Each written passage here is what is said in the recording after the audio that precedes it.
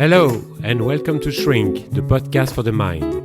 I'm Philippe Tahon, and I talk to the people who want to have a better understanding of their issues with weight and body image.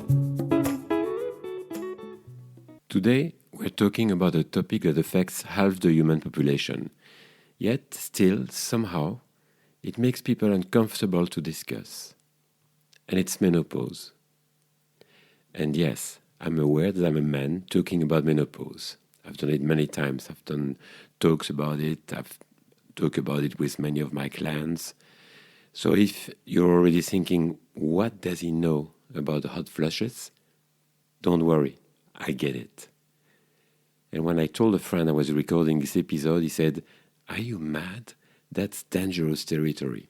And I said, "I'm a therapist. I live in dangerous territory."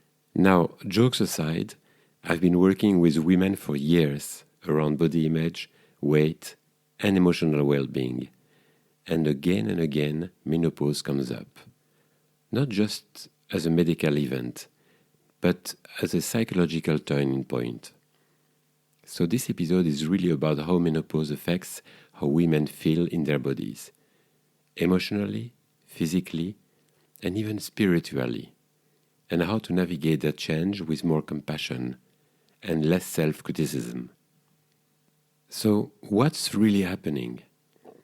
Well, menopause is not one of those transitions that everyone's heard of, but few people truly understand. It's not an illness, it's not something to be fixed. It's a phase of life, just like adolescence, only hopefully with fewer questionable fashion choices. And what's happening is that hormone levels, particularly estrogen, fluctuate and then decline. And because estrogen affects so many systems in the body, from metabolism and mood to sleep and even brain chemistry, the ripple effects can feel overwhelming. Some women feel tired and foggy. Others become anxious, tearful, or even angry. And many tell me they suddenly don't recognize themselves, physically or emotionally. And that's often the hardest part. It's not just about symptoms, it's about identity. You wake up one day, and the body you've lived in for decades suddenly feels unfamiliar. Sometimes I hear the word weird. I hear some clients tell me, "I don't recognize my body. It's weird to me. It's so unfamiliar." Let's talk about body image. Menopause often brings changes in weight and body shape. For many women, fat starts to gather around the abdomen, and they think, "What's happening? I haven't changed what I eat." Well, it's biology. Estrogen helps regulate where the body stores fat, and when it drops, the distribution changes. Metabolism slows, muscle mass decreases, and the old rules about food and exercise stop working the way they used to. How scary is that? And yet, society still sends the same message: be slim, be smooth, be energetic, or fade away. It's everywhere. It's in the press, it's on Instagram. It's like you can make menopause disappear. You just need to do this, you just need to do that. It doesn't work like that. And that's cruel, because menopause is often a time when women are already juggling so much. Children leaving home, caring for parents, work stress, relationship shifts.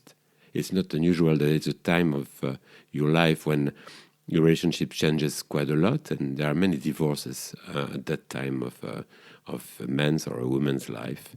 And when you're juggling with menopause and a difficult relationship, it's a lot. It's a lot to take care of. And on top of it all, your body suddenly feels like it's breaking the deal. But here is what I want to say. Gently but clearly, your body is not betraying you. It's adapting. It's moving into a new chapter, and it needs your cooperation, not your criticism. With my clients in my therapy work, I often say, your body is not a project, it's a relationship. And menopause is when that relationship changes tone. It's less about control and more about listening. What if, instead of saying, I've lost my figure, we could say, my body is changing and I'm learning to understand it. That shift from judgment to curiosity changes everything. The emotional side of menopause can be intense. I've had clients tell me things like, I go from Zen monk to medieval witch in about 30 seconds. And I usually say, that's completely normal, but they find it hard to hear or to believe. Hormones influence mood regulation, so yes, there are biological reasons, but there's also something deeper going on. Menopause often stirs up questions of identity. Who am I now? Who will I be when I'm no longer defined by fertility, or caregiving, or being needed in the same way? And those questions can feel heavy, because they're not just about biology, they're about meaning. For some women, menopause comes with grief. For others, it brings an unexpected sense of freedom, of being done with certain expectations. And often it's both, liberation and loss mixed together. So, if you're listening and you felt more emotionally lately, please know that's not a weakness. It's your system reorganizing itself. It's not a weakness, it's your system reorganizing itself. And most of the time, it's not depression, it's redefinition. So, how do you make peace with the body and mind that seem to be rewriting the rules? Here are a few reflections I share with my clients, and I found along the years that they really work well. The first one is replace criticism with curiosity. Instead of what's wrong with me, try what's happening for me. Your body is communicating. It's saying, I need something different now.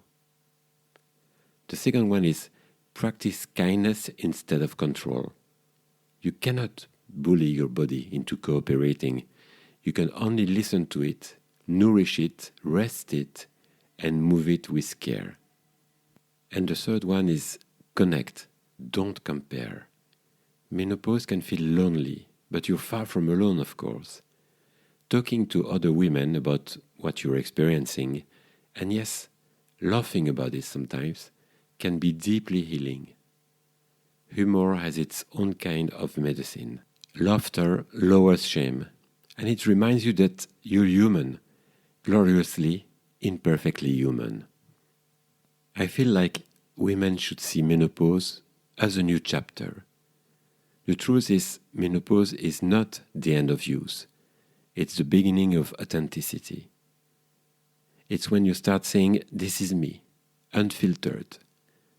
It's a chance to stop performing, stop pleasing, and start being.